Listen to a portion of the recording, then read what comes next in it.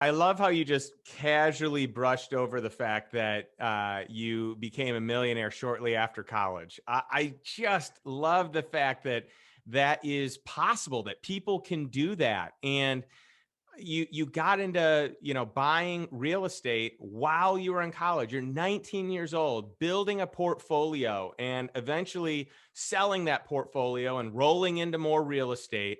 And then I also want to give you major props because the deal that you negotiated for this development was incredible. And I don't know if you're comfortable sharing any of the details, but I think you did a masterful job of figuring out how to fund it and build it and do everything in a very safe and secure manner.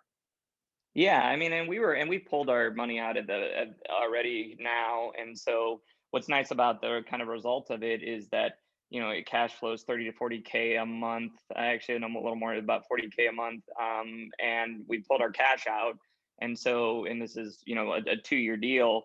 So this is Rampton always jokes around. He goes, when we went over the numbers, he goes, Donald would be so proud of you right now, and we kind of laugh about it. He goes, "Is that a Justin Donald deal?" And I was like, "Yeah." I was like, "Actually, I think I told Donald, and he was pretty excited about it. So it's a good, but it's more like what we did. So here's where our kind of income multiplier, or like we basically used a residential contractor to do a commercial build, which is unheard of. But I did have a great relationship with this contractor. Now it was very stressful because I had to pretty much GC it with him, but when you do a residential contractor on a commercial deal, you can use residential subs, and we only use commercial subs when we needed to on engineering and things like that. And we did. And so, from a standpoint of something, this would have cost us double to do steel building, commercial, those things. And so we were able to do that. In addition, we had the way we structured things with the loan. We had a very strong, I mean, very low interest rate of 2% interest for a construction loan. It extended. We had a great relationship. We help the bank out a lot. So I would say strongly get a great relationship with your bank, because now, granted, and we've talked about even going away from banking. I know that we do whole life insurance and I'm looking into those options, but I'm just telling you for this one, this is how I structured it. But we looked at that and we were like, okay, well, we had such a good relationship with the president of the bank. He was a huge advocate for us. The bank was Providence Bank. It's now First Mid.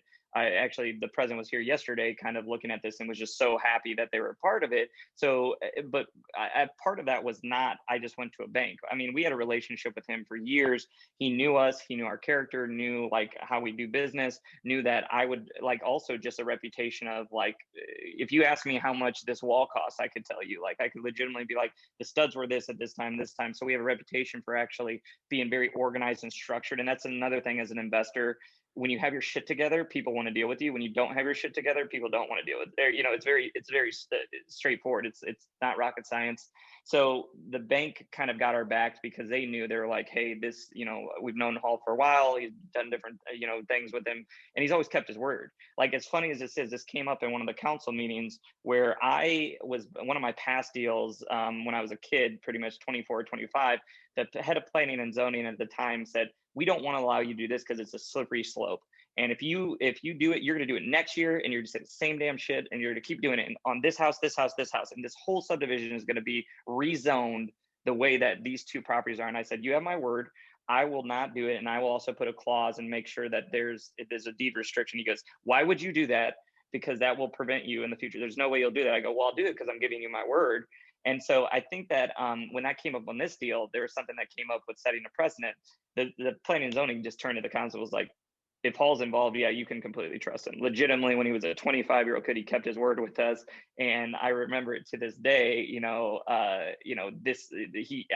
was surprised, because also I got an offer the next year, and he was aware of this, for a lot of money, to sell the property next to me with the zoning. And they said, if you help me get in, I said, hey, I gave the head of P&Z my word, my planning, that I want to do that. And he's like, well, I'll pay you this. And I was like, no. So that just is a reminder of character and creating this reputation or relationship, because that allowed us to do a lot of things here, because we had really good support from planning. They were flexible with dealing with us. We were able to get away with doing some things that would have cost us a ton more money. And so when you look at the combination, I'd summarize it as this. And also, this is a neighborhood where we had developed rapport, where I had spent a lot of time helping neighbors out, doing different things. So the neighborhood support allowed us to really get a lot of momentum where we could get by and from the kind of the way the deal was structured, and the bank was so happy about it. They were very compliment, or they're very easy to deal with the construction interest. Extended it 6 to 12, or it was like 8 or 10 months, actually even beyond. So we were just able to really save a lot of money on interest there. And then immediately we had planned on selling to the villas, pulling out the cash from those villas, then being able to use those villas to pay ourselves back. And now we own 2 villas and 20, 20, trying to think, yeah, 22,000 worth of office space.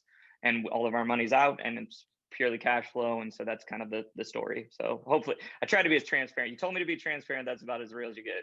I love it. It is so real. I mean, number one, you talked about the importance of relationships and specifically having a lender and building a relationship there. And I couldn't agree with you more. Number two, you can't argue with the results.